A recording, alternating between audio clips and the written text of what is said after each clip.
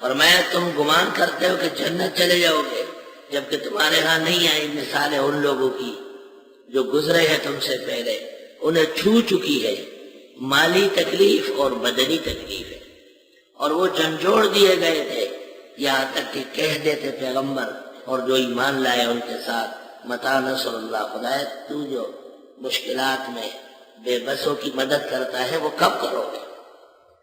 تو آواز آئی الا ان نصر اللہ قریب، یاد رکھو خدا کی مدد آئی گئی، قریب کا معنی کیا آئی گئی۔ یسألونک ماذا ينفقون، یہ پوچھتے ہیں آپ سے کیا خرچ کریں، یہ نہیں پوچھا تھا، پوچھنا یہ ہے کہ کہاں خرچ کریں، کہاں خرچ کریں، کئی سوالات ہیں۔ تو خرچ کرنے کے لیے تین باتیں ہوتی ہیں، ایک تو یہ کہ کس کو دے، دوسرا یہ کہ کیا دے، اور تیسرا یہ کہ کتنا دے۔ تینوں کے علیحدہ علیحدہ محل ہے۔ جب انہوں نے پوچھا کہ کتنا دے تو فرمایا العفو، جو تم سے بچے وہ دے، اور جب کہا کن کو دے تو فرمایا والدین کو، رشتہ داروں کو، یتیموں کو، ناداروں کو، مسافروں کو۔ اور جب کہا زیادہ ثواب کیسے ہوگا تو کہا لن تنالوا البر حتى تنفقوا مما تحبون وما تنفقوا من شيء فإن الله به عليم۔ یہ مسئلہ بہت پیچیدہ ہوتا ہے کیونکہ انسان کو جان سے زیادہ محبت مال سے، یاد رکھنا، مال کے لیے یہ خطرے کے منہ میں جاتا ہے اور کبھی کبھی واپس نہیں آتا۔ یسألونک، یہ آپ سے پوچھتے ہیں، ماذا ينفقون، کیا خرچ کرے، یعنی کن کو دے۔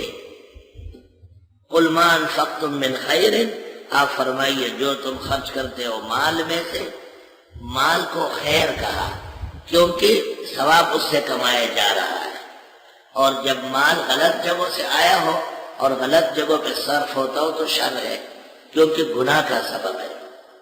فللوالدین، ماں باپ کو دے، والاقربین، رشتہ داروں کو، والیتامی، یتیموں کو، والمساکین، ناداروں کو، وابن السبیل، اور مسافروں کو۔ فقہا کہتے ہیں والدین کو تین طرح مال دیا جائے گا، ایک حقوق ہے وہ فرض ہے، روٹی کپڑا مکان، ایک احسان ہے اس سے زیادہ، اور ایک اخلاص ہے کہ جن کو وہ چاہے اور جہاں وہ کہے وہاں بھی آپ خرچ کر لیں، یہ بھی ماں باپ کے ساتھ بہترین برتاؤ ہے۔ حقوق فرض ہے بیٹا اور بیٹی دونوں پر جب توفیق ہو، احسان دونوں کے لیے ہے، اور جب وہ کہیں وہاں خرچ کرنا، یہ تین مقامات والدین کے خرچ کے ہیں۔ رشتہ داروں کو رشتے کی وجہ سے دینا ہے۔ عبداللہ ابن مسعود کی بیوی نے پوچھا تھا زینب نے کہ عبداللہ ابن مسعود کی پہلی بیوی سے بیٹے ہیں تنگ دست ہے، اور یہ دوسری بیوی تھی، مالدار گھر سے تھی، تو میں کچھ صدقہ خیرات دے سکتی ہوں ان جوانوں کو؟ پیغمبر نے کہا تجھے 2 اجر ملے گے، ایک اس لیے کہ وہ مستحق ہے، اور ایک اس لیے کہ رشتہ دار ہے، آپ کے خاوند کے بیٹے ہیں، تو رشتہ داروں کو خرچ کرنے سے زیادہ ثواب ملتا ہے۔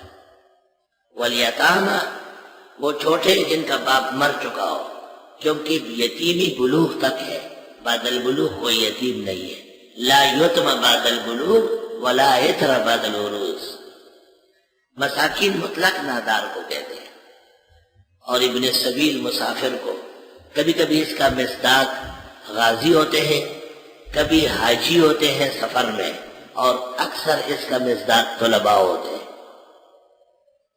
وما تفعلوا من خیر، اور جو خرچ کرو گے بھلے میں سے یعنی مال میں سے، فإن اللہ به علیم، پس بے شک اللہ اس کے جاننے والے ہیں۔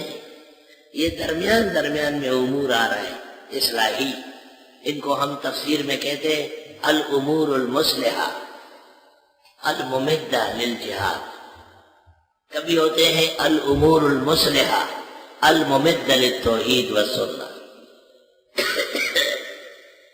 کتب علیکم القتال، فرض کیا گیا تم پر جہاد، وہو کرہ لکم، اور وہ ناپسند ہے تمہیں، توے چمڑنوے شہید شیخو پکور کے مارے دغل سے نشی پا میدان باندے کبان منیسا۔ لوگ تو کہتے ہیں کہ شہادت ملے لیکن گھر پر، فرمایا کہ کیا خالی پانی میں بغیر دریا اور نہر کے کوئی مچھلی پکڑ سکتا ہے؟ جہاد تو ان الحرب قد استحر علی قراء القرآن، عمر نے ابو بکر کو کہا کہ اب کی تو لڑائی ایسی گرم ہو گئی، سارے علماء، سارے حافظ، سارے قاری شہید ہو گئے۔ توبہ توبہ۔ اگر افغانستان کے تمام زمین کو ناپا جائے اور اس سرزمین پر اب تک جہاد کے نام پر جو لوگ مرے اور مارے گئے ان کو پھیلایا جائے تو 1 انچ زمین ایسی نہیں ہوگی جہاں لاش پڑی ہوئی نہ۔ اور اب ہمارے ملک کو بھی اسے ڈب پہ ڈالا گیا، نالائق حکمران کی وجہ سے وہ لڑائی اٹھا کر پاکستان کی زمین پہ لائی گئی، وہی پراپیگنڈے، وہی الفاظ، وہی طریقہ کار، وہی امریکی خوشامد چاپلوسی، وہی امریکی حملے۔ وَهُوَ كُرْهٌ لَكُمْ وَعَسَىٰ أَن تَكْرَهُوا شَيْئًا، ہو سکتا ہے کہ تم نہ چاہو ایک چیز، وَهُوَ خَيْرٌ لَكُمْ، اس میں بہتری ہو تمہاری۔ جیسے مریض دوا کو نہیں چاہتا لیکن حکیم و ڈاکٹر کہتے ہیں کھانا پڑے گا، اس میں صحت ہوتی ہے۔ وَعَسَىٰ أَن تُحِبُّوا شَيْئًا، یہ بھی ہو سکتا ہے کہ تم چاہو کوئی چیز، جیسے مریض بد پرہیزی کرتا ہے، وَهُوَ شَرٌّ لَكُمْ، اور اس میں تمہارا نقصان ہے، صحت خطرے میں پڑ جائے گی۔ وَاللَّهُ يَعْلَمُ، اللہ جانتے ہیں، وَأَنْتُمْ لَا تَعْلَمُونَ، اور تم نہیں جانتے ہو، کیونکہ عواقب کا علم غیب سے تعلق رکھتا ہے اور غیب کا علم صرف اللہ کو ہے۔ الیہ یرد علم الساعہ۔